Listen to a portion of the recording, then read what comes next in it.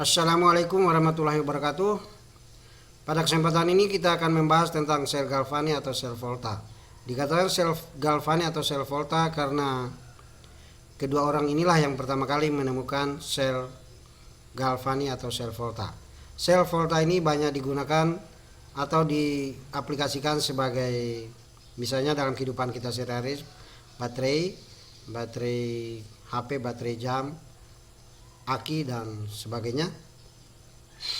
Baiklah, sebelum kita masuk pada sel volta itu sendiri, mari kita melihat tentang reaksi redoks. Jika larutan CO4 kita masukkan logam seng, ternyata logam seng dapat menggeser ion Cu2+ yang berada di dalam larutan, sehingga dapat ditulis reaksinya sebagai berikut.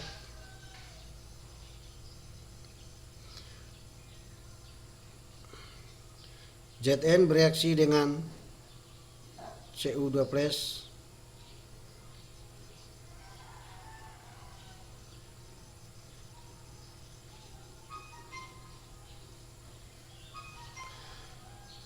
Zn bereaksi dengan Cu2+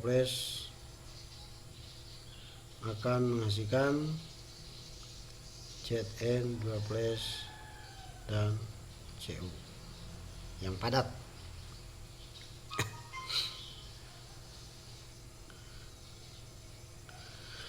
Begitu juga dengan logam aluminium, kita masukkan di dalam larutan seng sulfat. Ternyata logam aluminium bisa menggeser Zn2+ yang berada di dalam larutan seng sulfat, sehingga reaksinya dapat ditulis sebagai berikut. Logam aluminium padat bereaksi dengan ion Zn2+ menghasilkan ion Al3+ dan Zn yang padat.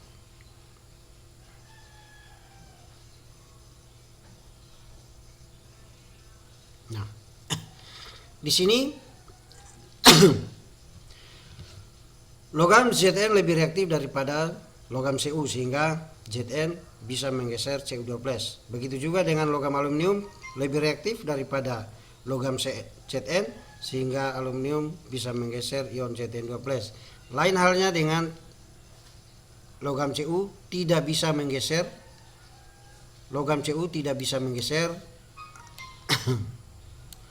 ion Zn2+, sehingga dikatakan bahwa logam Cu tidak reaktif daripada ion Zn2+. Atau para ahli kimia sudah menghitung potensial elektroda standar daripada logam-logam. Contohnya yang bisa saya tulis di sini ditulis dalam potensial reduksi standar, yaitu ditulis dengan reaksi reduksi Cu2+ tambah 2-emin menghasilkan Cu. Ternyata potensi reduksinya adalah plus 0,34, Zn2+ potensi reduksinya adalah minus 0,76, Al3+ minus 1,66, Fe2+ minus 0,44. Keempat logam ini yang paling reaktif adalah yang E0 reduksinya yang paling kecil. Di sini adalah Al3+ atau logam aluminium paling reaktif. Setelah itu logam seng, setelah itu Fe, dan yang terakhir adalah Cu. Di mana Cu paling mudah mengalami reaksi reduksi, sedangkan Al paling mudah mengalami reaksi oksidasi, karena potensial elektroda standar reduksinya adalah minus 1,66 atau dikatakan dengan kecil.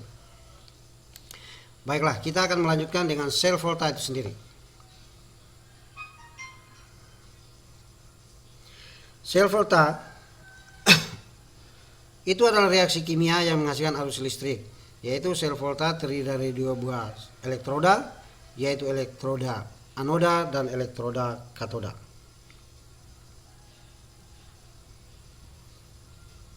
Satu anoda, elektroda anoda, dan elektroda katoda. Di mana pada elektroda anoda terjadi reaksi oksidasi,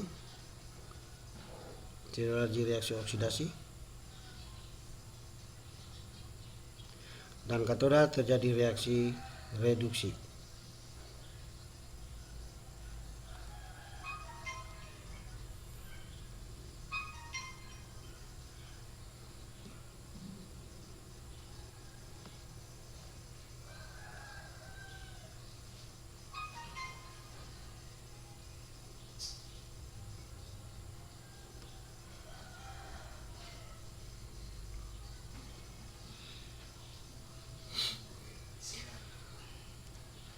Kedua buah setengah sel ini dihubungkan dengan jembatan garam. Jembatan garam itu sendiri terbuat dari garam, bisa garam NaCl, bisa garam kalium klorida, bisa garam natrium nitrat.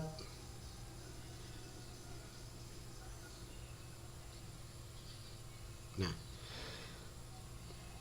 jembatan garam di sini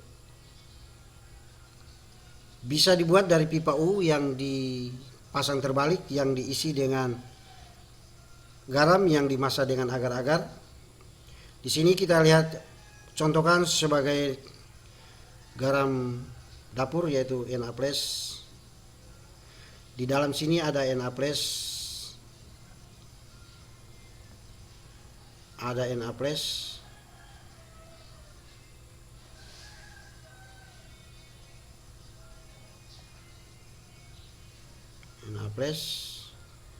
dan Cl-.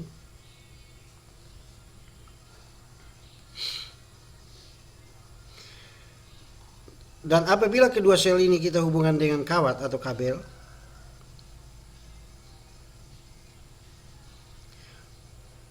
maka akan terjadi aliran elektron dari anoda menuju katoda. Dan apabila di kawat ini kita pasang sebuah lampu, maka lampu ini dapat menyala. Jadi aliran elektron inilah yang dikatakan dengan arus listrik searah. Pada anoda terjadi reaksi oksidasi, yaitu logam seng Zn ini akan berubah menjadi Zn2+ dan melepaskan elektron yang mengalir, dua elektron mengalir dan diterima oleh Cu2+ yang berasal dari CuSO4, sehingga Cu2+ ini akan berubah menjadi logam Cu yang nempel di katoda, sehingga pada katoda terjadi masanya semakin besar, sedangkan di anoda karena seng padat ini berubah menjadi Zn2+, maka sengnya akan berkurang dan masanya di anoda akan berkurang. Jadi dapat kita tuliskan reaksi yang terjadi. Di anoda terjadi reaksi tadi, yaitu seng Zn padat berubah menjadi Zn2+ dengan melepaskan dua elektron. Sedangkan di katoda Cu2+ dalam bentuk larutan menangkap dua elektron yang dari Zn, sehingga membentuk Cu yang padat. Fungsi jembatan garam di sini adalah untuk menyeimbangkan kedua buah setengah reaksi, yaitu di anoda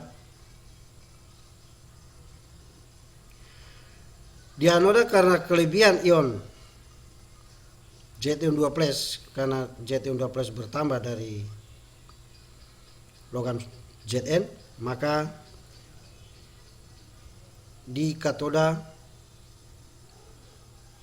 di anoda dinetralkan oleh ion Cl-.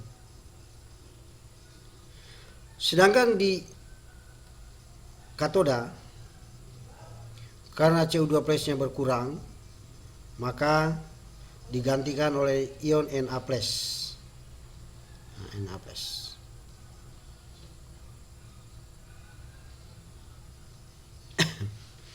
Jadi ini adalah reaksi di anoda dan di katoda, sedangkan reaksi keseluruhannya adalah sebagai berikut, yaitu Zn bereaksi dengan Cu2+ menghasilkan Zn2+ dan Cu padat.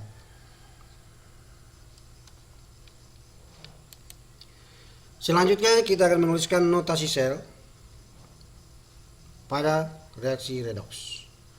Notasi sel adalah tulisan singkat daripada reaksi redoks pada sel volta, yaitu notasi sel. Kita tuliskan dulu reaksi yang terjadi di anoda, yaitu reaksi oksidasi daripada Zn berubah menjadi Zn2+